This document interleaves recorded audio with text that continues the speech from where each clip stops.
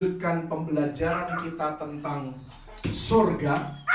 Surga adalah rumah Bapa, rumah tempat tinggal Tuhan, di mana Anda dan saya orang percaya suatu hari nanti akan tinggal untuk selama-lamanya. Haleluya. Yang seringkali menjadi pertanyaan bagi banyak orang percaya sekalipun tentang surga, seringkali muncul pernyataan atau pemikiran bahwa kalau kehidupan kita di bumi ini terasa begitu membosankan, bagaimana nanti di surga ya, di mana segala sesuatu sempurna adanya, segala sesuatu sudah tertata rapi, segala sesuatu tidak ada yang salah, tidak ada yang perlu dibetulkan, semuanya sempurna, semuanya baik adanya. Mungkin ada kekhawatiran atau mungkin ada muncul pertanyaan, apakah surga akan menjadi tempat yang membosankan? Karena ini merupakan satu kata yang seringkali muncul dalam hidup kita, khususnya hari-hari di mana kita menjalani masa karantina, PSBB, transisi, lockdown, dan lain sebagainya, tergantung di mana Anda berada saat ini. Satu kata yang sering muncul dalam kehidupan kita adalah bosan. Semua orang merasa bosan. Kita terlalu lama di karantina, terlalu lama di lockdown, terlalu lama mengalami PSBB, maka muncul kata bosan. Seorang penulis buku berkata bahwa pada abad sebelumnya manusia kepingin diselamatkan, mereka ingin ditingkatkan keahliannya, mereka ingin diperluas wawasannya melalui pendidikan dan berbagai macam media dan alat-alat teknologi. Namun di abad sekarang ini yang diinginkan manusia adalah hiburan. Ketakutan terbesar manusia bukanlah terhadap penyakit atau kematian, melainkan kebosanan. Suatu keadaan di mana tidak ada yang dilakukan dengan waktu yang ada. Suatu perasaan tidak terhibur. Sampai kapankah mania terhadap hiburan akan berakhir? Penulis buku lainnya berkata bahwa kebosanan mendatangkan masalah yang lebih besar bagi seorang psikiater ketimbang stres. Jadi hari-hari ini para psikiater sibuk menangani orang yang bosan dengan waktu yang mereka miliki. Mereka rasanya tidak ada yang mereka bisa lakukan, sehingga mereka merasa bosan. Bahkan orang bosan jumlahnya melebihi daripada orang stres. Dan ini yang kita seringkali dengar dari anak-anak kita. Saya tidak tahu dengan Anda, tetapi pengalaman saya dengan anak-anak kami, ya sejak mereka masih kecil, ya hal ini pun seringkali belum dihapuskan dari sistem kehidupan kita juga sebagai orang tua. Kita sering mendengar, saya sering mendengar anak-anak saya berkata, "Mami, Daddy, aku bosan." Ya, jangan sampai ini menjadi sesuatu yang akhirnya membuat kehidupan kita tidak produktif. Kehidupan kita terhambat kemajuannya hanya karena kita mengalami kebosanan. Hari-hari ini juga sudah banyak orang bosan di rumah saja sehingga mulai beraktivitas di luar. Dan dengan rasa bosan yang demikian, tidak heran banyak orang khawatir tentang surga. Kita pikir bahwa surga juga akan membosankan. Kalau di sini saja bosan, apalagi nanti di surga. Bahkan yang punya pemikiran yang ekstrim, mereka berkata bahwa kebosanan di surga akan lebih buruk daripada siksaan di neraka. Itu perkataan orang yang benar-benar tidak mengerti firman Tuhan. Ada juga yang berpikir bahwa di surga hanya akan ada ibadah, kebaktian yang berkelanjutan tanpa berkesudahan sampai kekekalan. Ini semua kebohongan iblis yang membuat surga nampak membosankan dan neraka nampak begitu indah, begitu penuh dengan kesenangan. Wahyu 13 ayat yang ke-6, di sana ditulis bahwa lalu ia membuka mulutnya untuk menghujat Allah, menghujat namanya dan kemah kediamannya dan semua mereka yang diam di surga. Inilah kebiasaan iblis, inilah sifat aslinya iblis, bahwa iblis suka menghina Allah, dia suka menghujat kemah kediaman Allah. Ini berbicara tentang surga. Jadi kalau kita sebagai orang percaya dan kita punya pemikiran bahwa surga itu membosankan, Anda harus tahu di mana kelompok Anda. Ya, kelompok Anda itu sama dengan pemikiran iblis, dan dia menghujat semua mereka yang diam di surga. Ini yang harus kita hindari, saudara, untuk kita dengarkan dan masukkan ke dalam sistem kehidupan kita, karena semua ini adalah dusta dan kebohongan daripada iblis itu sendiri. Saya mau membahas, mungkin tidak cukup satu sesi, tetapi mungkin dibagi 2 sesi. Mengapa surga tidak akan membosankan? Ada sedikitnya 5 alasan mengapa kita tidak akan merasa bosan di surga. Sekalipun kita berusaha untuk merasa bosan, kita tidak akan pernah merasa bahwa surga adalah tempat yang membosankan. Alasan yang pertama, mengapa surga tidak akan membosankan, karena Tuhan kita bukanlah Tuhan yang membosankan. Ini alasan yang pertama, saudara. Mazmur 16 ayat yang ke-11. Di sana firman Tuhan menulis, engkau memberitahukan kepadaku jalan kehidupan. Di hadapanmu ada sukacita berlimpah-limpah. Di tangan kananmu ada nikmat senantiasa. Jadi ada 2 hal di sini. Yang pertama, di sorga ada nikmat senantiasa.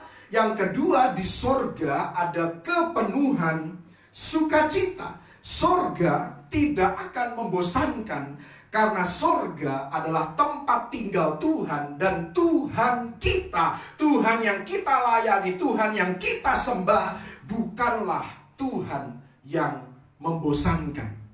Beberapa orang berpikir bahwa Tuhan membosankan, barangkali karena pengkhotbah seperti saya suka memberikan kesan bahwa Tuhan itu membosankan. Tetapi saya mau katakan, maafkan kelemahan dan kekurangan saya sebagai manusia yang kurang bisa menggambarkan Tuhan yang penuh dengan kenikmatan dan sukacita. Dan saya mau katakan bahwa surga, tempat tinggal Tuhan, bukanlah tempat yang membosankan.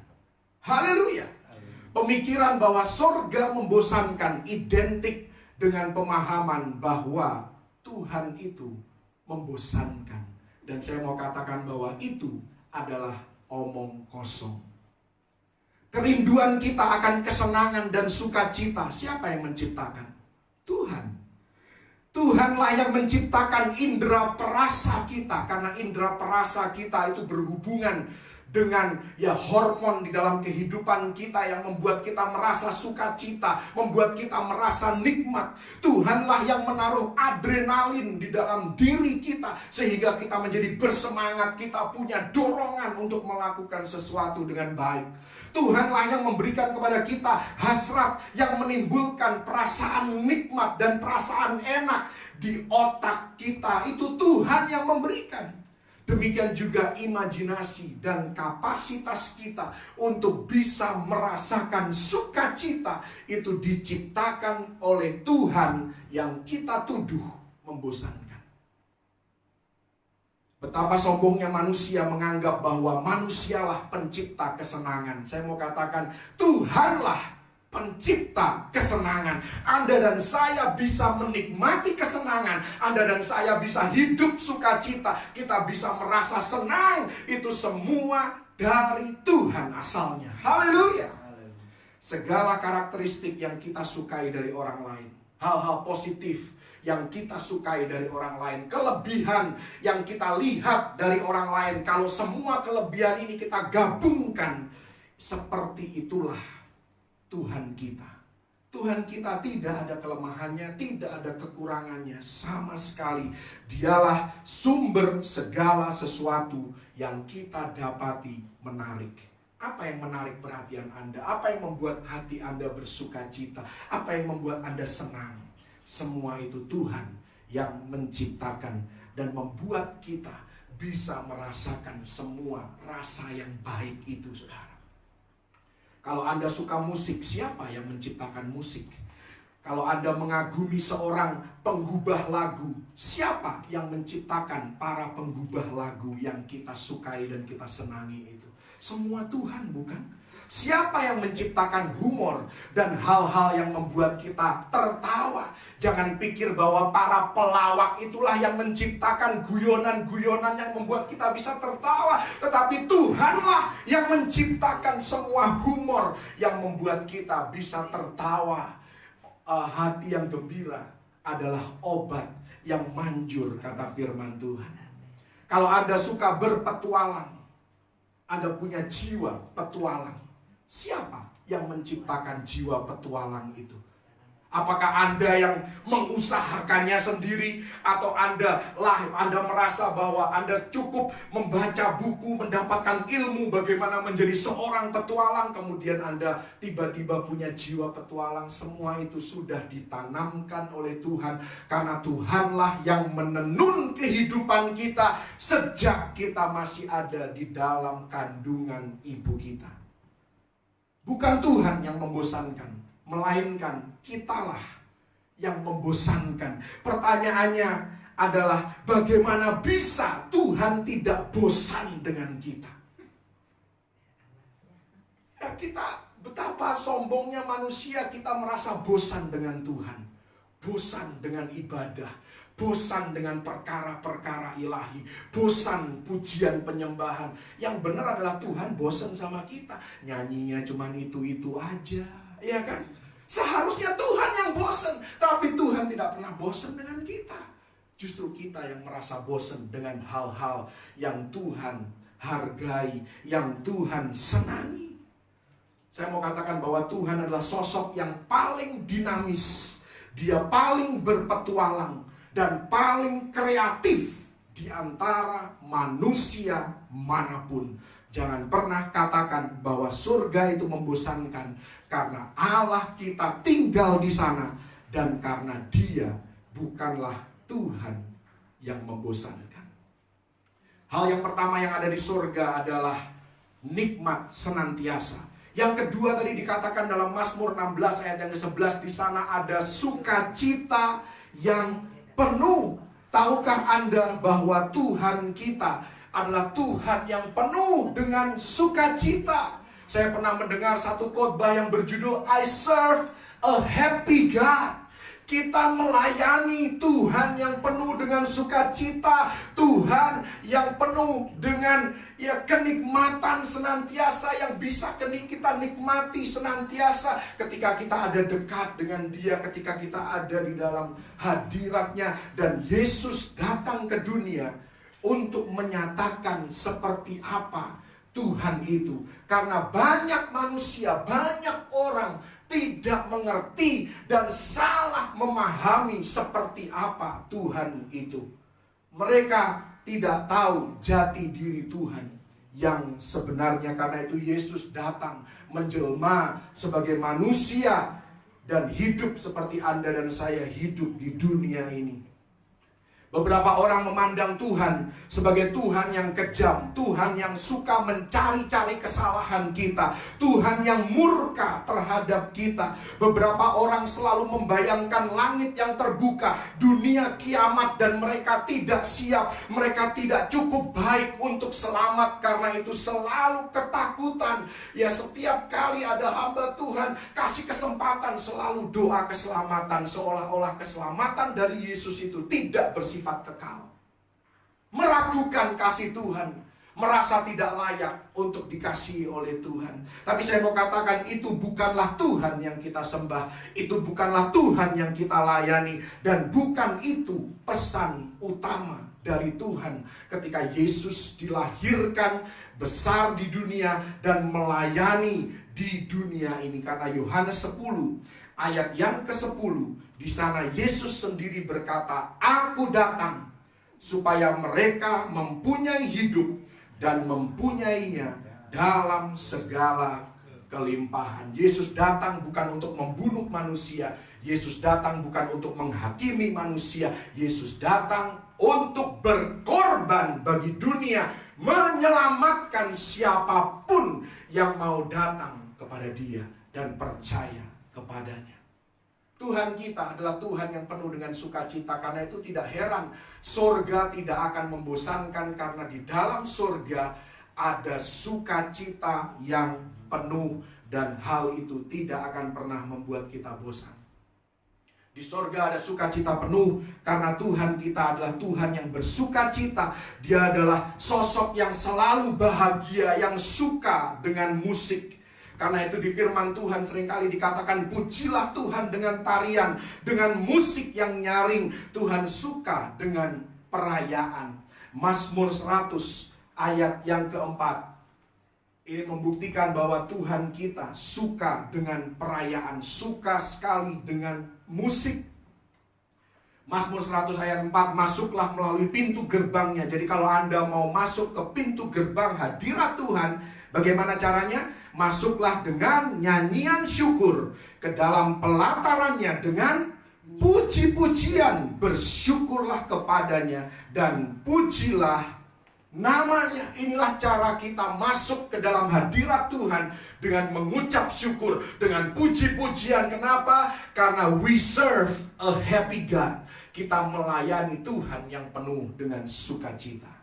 Karena itu dikatakan di dalam Nehemia 8 ayat yang ke-10, janganlah kamu bersusah hati, sebab sukacita karena Tuhan itulah perlindunganmu. Bahasa Inggris dikatakan, the joy of the Lord is your strength. Sukacita dari Tuhan adalah kekuatan bagi jiwa Anda. Tuhan tidak mau kita mendekat kepadanya dengan kesedihan.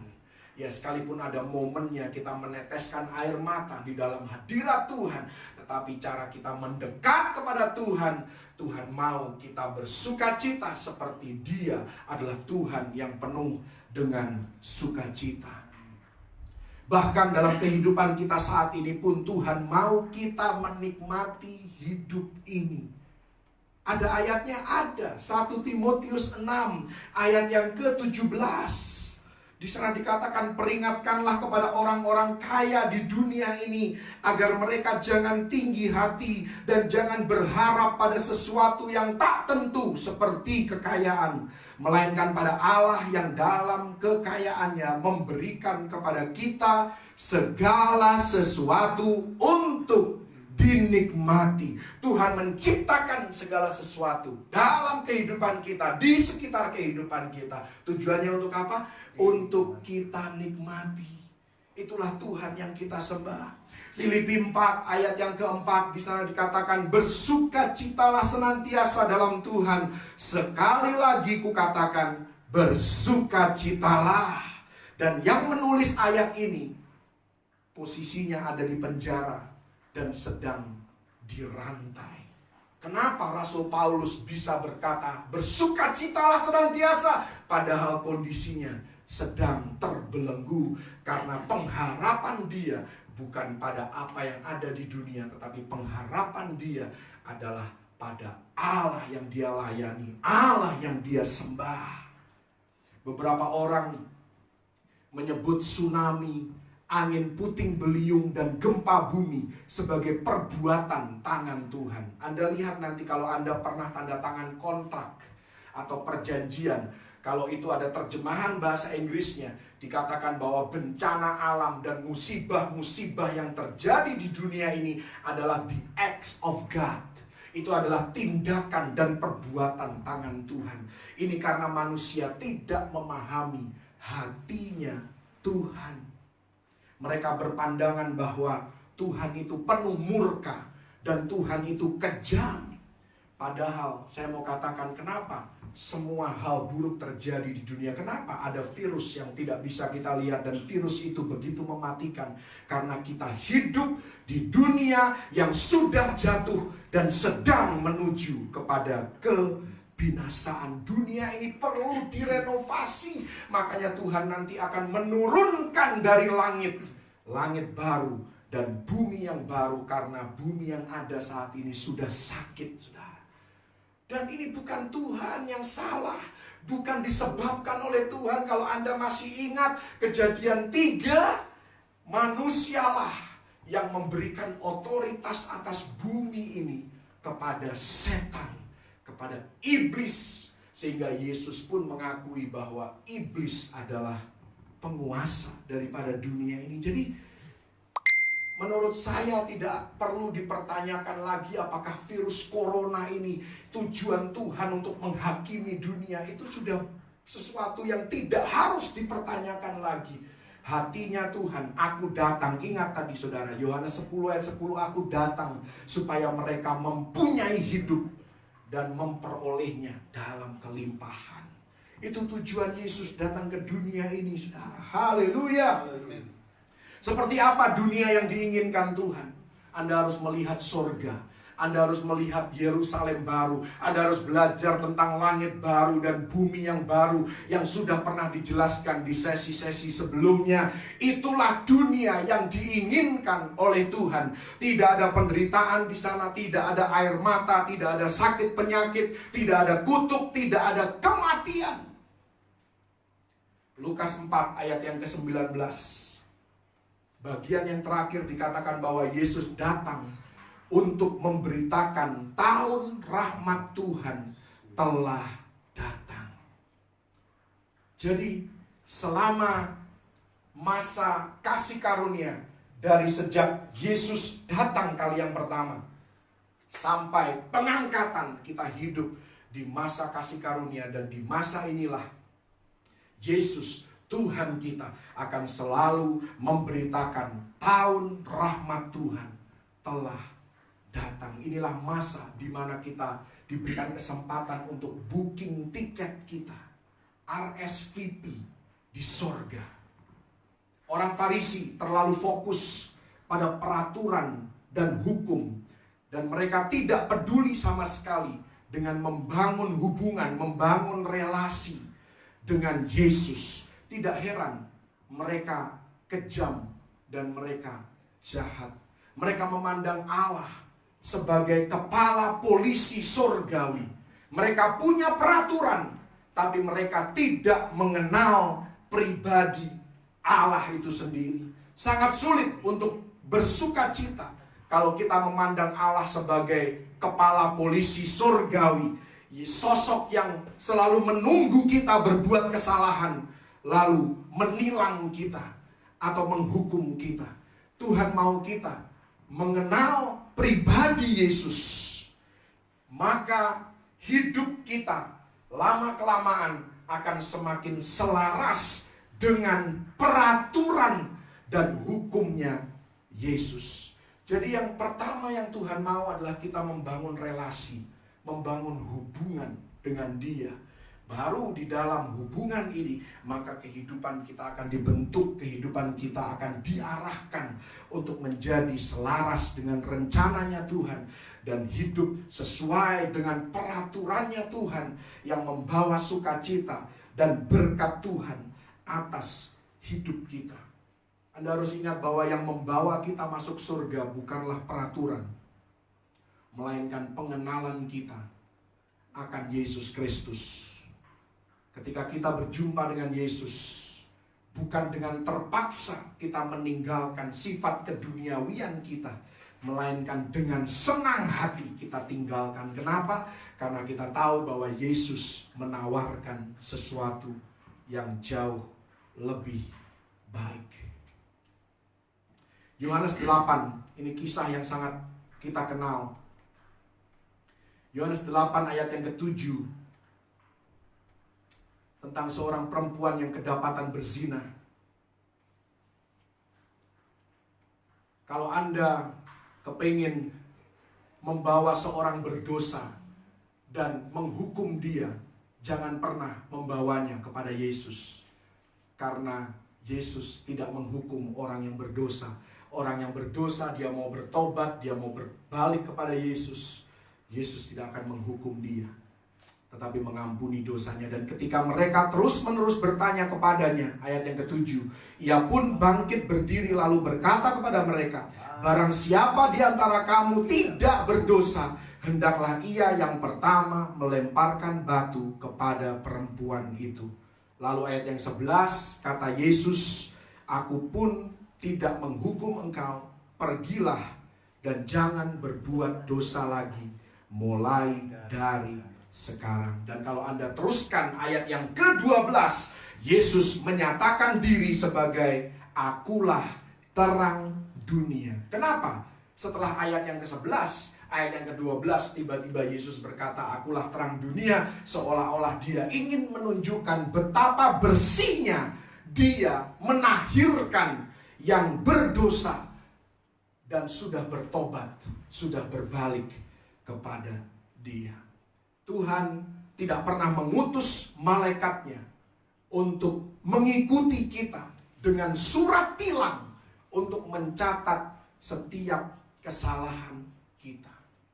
Tuhan mengutus malaikatnya untuk apa? Ibrani 1 ayat yang ke-14. Inilah tugas para malaikat yang diutus oleh Tuhan atas hidup kita. Bukankah mereka semua adalah roh-roh yang melayani, yang diutus untuk melayani mereka yang harus memperoleh keselamatan. Jadi tugasnya malaikat bukan mencatat kesalahan kita, tetapi tugasnya malaikat adalah untuk melayani mereka yang hidup di dalam keselamatan oleh Yesus Kristus, Tuhan dan Juru Selamat kita. Haleluya. Surga penuh dengan sukacita karena Tuhan yang tinggal di sana adalah Tuhan yang penuh dengan sukacita, Tuhan yang selalu bahagia, Tuhan yang suka dengan pekerjaan yang dilakukan dengan excellent, dengan baik. Mari kita lihat 2 Tawarik 9 ayat yang ke-7. Ini kisah ketika Ratu Sheba datang mengunjungi istana Salomo. Ini merupakan gambaran isi hati Tuhan, pandangan Tuhan terhadap sesuatu pekerjaan yang dilakukan dengan excellent. 2 Tawarik 9 ayat yang ke-7, berbahagialah orang-orangmu dan berbahagialah para pegawaimu ini yang selalu melayani engkau dan menyaksikan hikmatmu.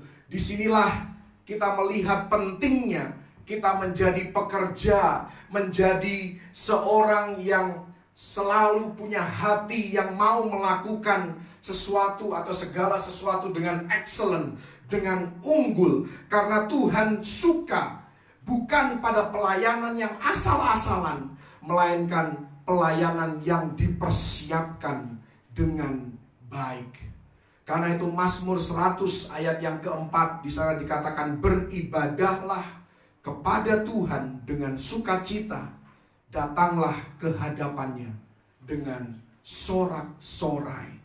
Atau dalam bahasa Inggris dikatakan serve the Lord with gladness. Layanilah Tuhan dengan penuh sukacita, dengan penuh kegembiraan. Come before His presence with singing. Masuklah ke hadiratnya dengan puji-pujian, dengan nyanyian. Karena Tuhan kita adalah Tuhan yang baik, Tuhan yang begitu mengasihi kita, sangat mengasihi kita. Tuhan bukanlah Tuhan yang menaruh sakit penyakit pada tubuh kita. Tuhanlah Tuhan yang tidak membuat siapapun menjadi cacat. Saya pernah mendengar orang yang cacat, dia bilang Tuhan membuat aku cacat. Kapan Tuhan membuat seseorang cacat? Untuk apa Tuhan membuat seseorang cacat? Tuhan tidak membunuh siapapun melalui kecelakaan. Kita hidup di dunia yang sudah jatuh. dan sedang menuju kepada kebinasaan, Tuhan tidak pernah meninggalkan atau membiarkan kita. Bahkan seringkali yang membuat saya sedih dan bertanya-tanya, sebenarnya seringkali kalau ada orang meninggal, saudara, itu kerabatnya atau temannya atau sahabatnya seringkali menulis, Tuhan lebih sayang kepadamu.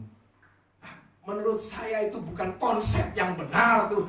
Masa hanya karena Tuhan lebih sayang kepada orang ini, kemudian Tuhan membunuh orang ini, Tuhan biarkan dia mati. Kematian adalah bagian dari kehidupan di dunia yang sedang menuju kepada kebinasaan. Tuhan tidak mau ada kematian. Lihat surga, lihat kekekalan, tidak akan pernah ada kematian, tidak ada sakit penyakit. Saya mau katakan, ya jangan pernah kita punya pikiran kalau melihat orang yang meninggal dunia, Tuhan lebih sayang sama orang ini ketimbang keluarganya. Saya mau katakan, sebelum orang ini mati pun, selama dia masih hidup, Tuhan lebih sayang sama orang ini daripada keluarganya yang terdekat sekalipun. Tuhan selalu lebih sayang kepada kita dibandingkan orang yang terdekat dengan kita sekalipun.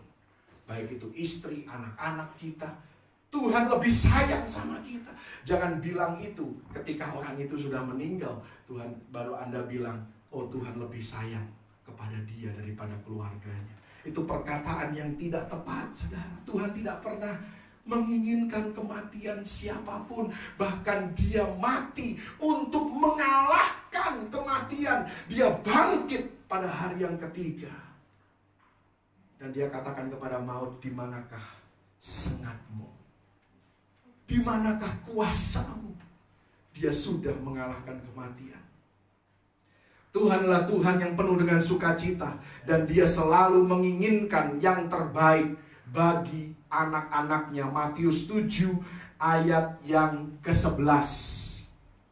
Di sini dikatakan, jika kamu yang jahat tahu memberi pemberian yang baik kepada anak-anakmu, apalagi Bapamu yang di sorga, Ia akan memberikan yang baik kepada mereka yang meminta kepadanya. Haleluya!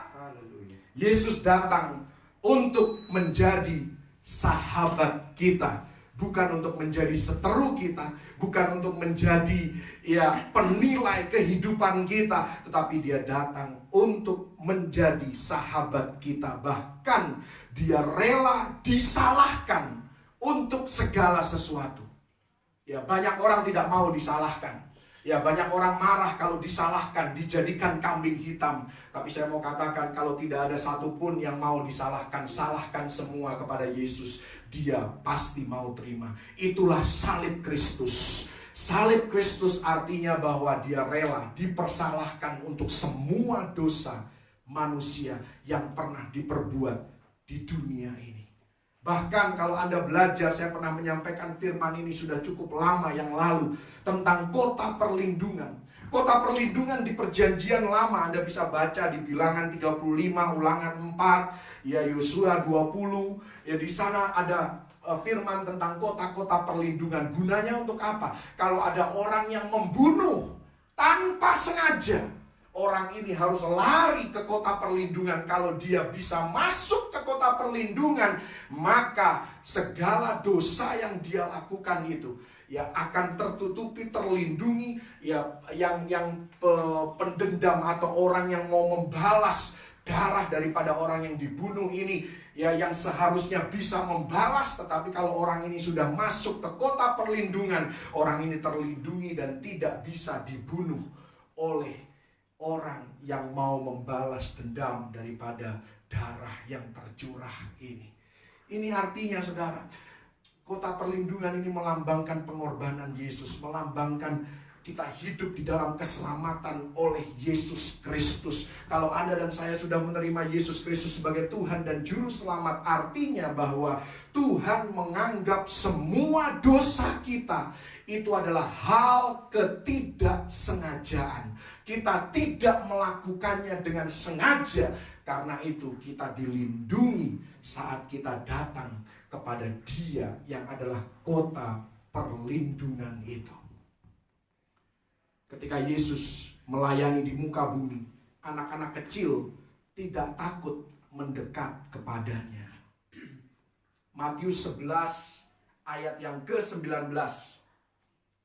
Matius 11 ayat yang ke-19, di sana Yesus disebut sebagai sahabat pemungut cukai dan orang berdosa. Bahasa Inggris dikatakan he is friend of sinners. Hari-hari ini takut kalau orang disebut sebagai teman atau sahabat dari orang berdosa, tapi Yesus disebut sebagai sahabat orang berdosa. Yohanes 15 ayat yang ke-15. Dia katakan di sana, aku tidak menyebut kamu lagi hamba, sebab hamba tidak tahu apa yang diperbuat oleh tuannya, tetapi aku menyebut kamu sahabat, karena aku telah memberitahukan kepada kamu segala sesuatu yang telah kudengar dari Bapa-Ku. Haleluya.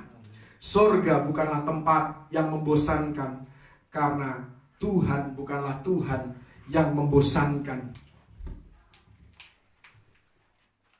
Dan Tuhan adalah Tuhan yang penuh dengan sukacita. Tuhan suka dengan suasana perayaan. Karena itu dikatakan dalam Mazmur 22 ayat yang ketiga, bahwa Engkaulah yang kudus, yang bersemayam di atas puji-pujian orang Israel. Haleluya. Tuhan yang penuh dengan sukacita. We serve a happy God. We serve Tuhan yang selalu bersukacita, Tuhan yang penuh dengan kesenangan, Tuhan yang penuh dengan kenikmatan yang mau Dia bagikan kepada orang-orang yang mau datang kepada Dia.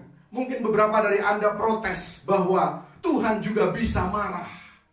Benar, Tuhan memang bisa marah. Tapi mari kita lihat Mazmur 145 ayat yang ke-8. Coba dibuka dalam bahasa Inggris. Mazmur 145 ayat yang ke-8. Bahasa Indonesia dikatakan Tuhan itu pengasih dan penyayang, panjang sabar, dan besar kasih setianya. Bahasa Inggris dikatakan the Lord is gracious and full of compassion, slow to anger. Memang Dia bisa marah, tetapi He is slow to anger. Haleluya. Jadi untuk Dia marah itu perlu waktu yang sangat-sangat lama. Di zaman Nuh, murka Tuhan tidak dinyatakan sampai berapa tahun? 969 tahun menunggu kematian daripada Metusalah. Baru air bah itu melanda dunia. Penghakiman Tuhan melanda dunia. Memang Tuhan bisa marah, tetapi sangat sulit membuat Tuhan itu marah. Because He is slow to anger. Ini ada lagunya, saudara. Kalau Anda ingat, ini bagian daripada lagu Bless the Lord, oh my soul. He is slow to anger. Coba kita lihat satu lagi contoh ya. Mungkin Anda berpikir ini ayat di perjanjian lama. Kita lihat ayat di perjanjian baru. Anda pikir Yesus tidak pernah marah. Yohanes 2 ayat yang ke-15. Yesus juga pernah marah. Ketika Dia melihat bait suci yang penuh dengan transaksi yang tidak seharusnya.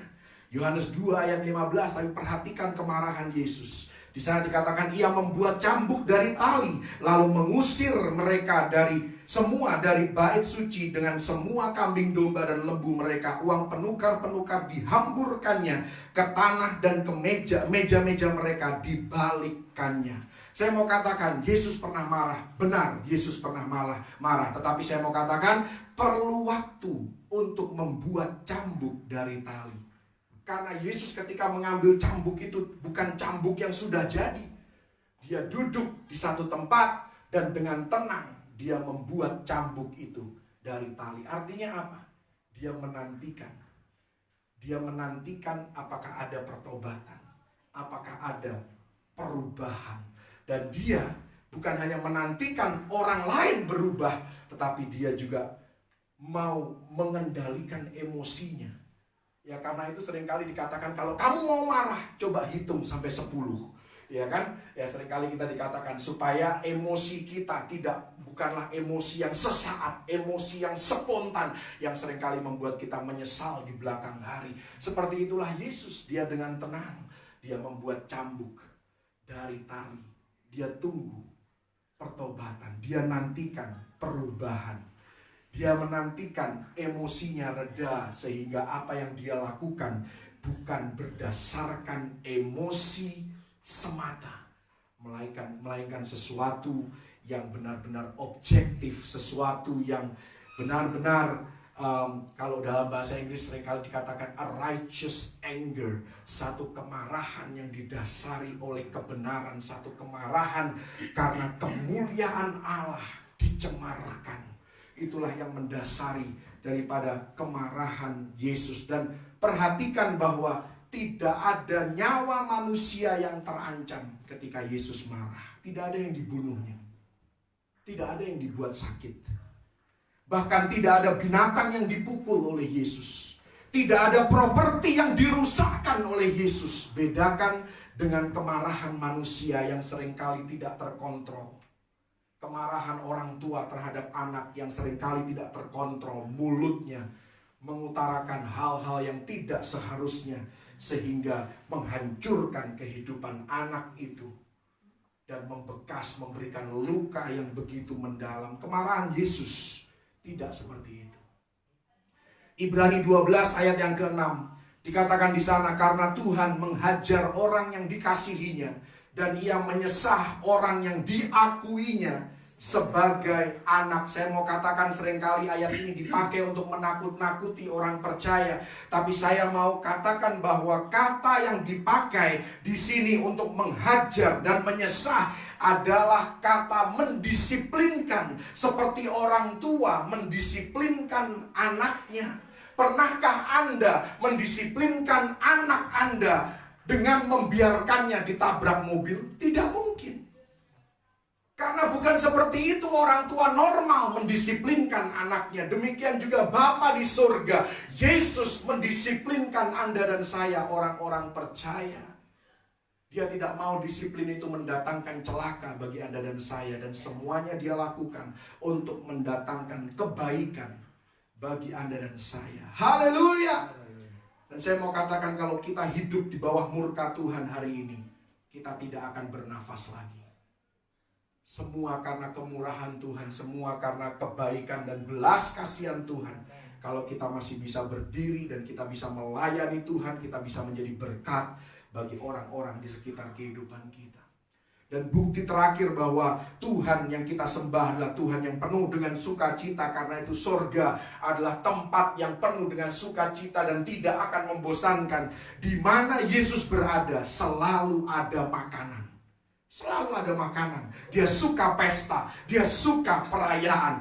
Ada kalanya dia berpuasa, tetapi selama Yesus melayani di muka bumi, dia lebih sering berpesta. Dia lebih sering pesta, dia lebih sering makan-makan. Ketika ada 5.000 laki-laki, belum terhitung anak-anak dan perempuan, ya dia memberi mereka makan. Ketika Petrus menyangkal Yesus 3 kali, ini Yesus baru disangkal Petrus 3 kali. Lalu Yesus menampakkan diri setelah kebangkitan. Apa yang dia lakukan? Dia menyiapkan sarapan bagi para muridnya. Haleluya. Tidak ada sedikit pun rasa sakit hati dari Tuhan, karena Petrus menyangkali dia. Dia kasih makanan, saudara. Haleluya.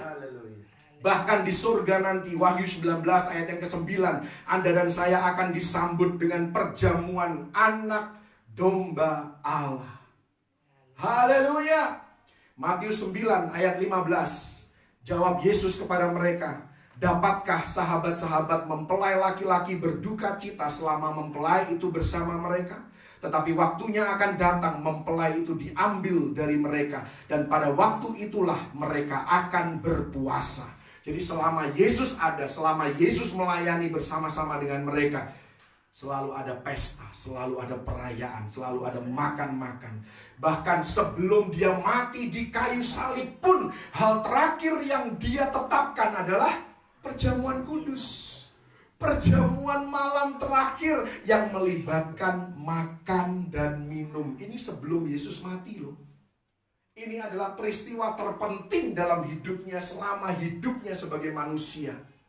Hal terakhir yang dia lakukan, dia menetapkan, mari kita makan dan minum untuk memperingati apa yang aku lakukan. Haleluya. Dalam Lukas 15 ada 2 pesta. Yang pertama, pesta ketika yang hilang ditemukan, domba yang hilang ditemukan, ada pesta di sorga. Kalau kemudian ada lagi yang sesat kembali, ya, itu juga ada pesta. Haleluya. Jadi di mana Yesus berada, selalu ada makanan. Jadi Anda yang takut nanti di sorga, ya, kelaparan, ya, itu tidak akan terjadi. Karena di sorga ada banyak makanan. Dan semuanya tidak akan membuat Anda sakit. Tidak ada makanan yang mengandung kolesterol, darah tinggi, ataupun asam urat. Atau makanan yang menyebabkan kita kena kanker, ataupun penyakit-penyakit serius yang lain. Tidak ada semua itu. Makanan di surga semuanya makanan yang sehat. Tetapi catatannya adalah kita harus menunggu sampai nanti di surga, baru kita boleh makan secara tidak terkendali. Haleluya. Jadi alasan pertama, kenapa surga bukanlah tempat yang membosankan, karena Tuhan bukanlah Tuhan yang membosankan. Ini baru alasan yang pertama, saudara. Karena itu dari awal saya katakan tidak cukup 1 sesi untuk membahas ini. Saya akan dengan cepat membahas alasan yang kedua. Setelah itu kita lanjutkan di sesi yang berikutnya. Alasan kedua, kenapa surga bukanlah tempat yang membosankan? Karena para penghuni surga, karena Anda dan saya tidak akan membosankan. Haleluya. Ya, mungkin kita dikelilingi dengan orang-orang yang membosankan, tetapi di surga nanti Anda pun tidak akan membosankan. Karena itu kita tidak akan bosan. 1 Korintus 15 ayat 51 dan 52. Sesungguhnya aku menyatakan kepadamu suatu rahasia. Kita tidak akan mati semuanya, tetapi kita semua akan diubah dalam sekejap mata. Pada waktu bunyi nafiri yang terakhir. Sebab nafiri akan berbunyi dan orang-orang mati akan dibangkitkan dalam keadaan yang tidak dapat binasa. Dan kita semua akan diubahkan. Kita akan diubahkan. Filipi 3 ayat yang ke-20 dan 21. Kalau Anda mengikuti sesi-sesi sebelumnya, ini ayat sebenarnya berulang-ulang, saudara. Ayat yang sama dibaca ulang lagi, saudara. Karena kewargaan kita adalah di dalam surga. Dan dari situ juga kita menantikan Tuhan Yesus Kristus sebagai juru selamat, yang akan mengubah tubuh kita yang hina ini, sehingga serupa dengan tubuhnya yang mulia, menurut kuasanya yang dapat menaklukkan segala sesuatu kepada dirinya. Ketika kita sampai di surga, apa saja yang membuat diri kita membosankan akan diubahkan dengan tubuh kemuliaan. Ada banyak alasan kenapa kita membosankan, tetapi semua ini akan dilenyapkan oleh Tuhan. Haleluya. Entah bagaimana cara Tuhan, tetapi tidak akan ada lagi momen kebosanan di surga. Kenapa? Karena di surga kita akan terus belajar, kita akan terus bertumbuh, kita akan terus berkembang secara dinamis, baik dalam pengenalan akan Tuhan. Makanya dikatakan dalam Habakuk 2 ayat yang ke-14 bahwa pengenalan akan Tuhan akan memenuhi seluruh bumi. Haleluya. Dalam membangun relasi dengan orang lain, kita juga akan terus bertumbuh dan berkembang. Karena itu surga tidak akan membosankan. Pertama, karena Tuhan kita bukan Tuhan yang membosankan. Kedua, karena kita tidak akan membosankan. Alasan yang ketiga, 4 dan 5 dilanjutkan pada sesi berikutnya. Haleluya. Puji Tuhan. Tuhan Yesus memberkati.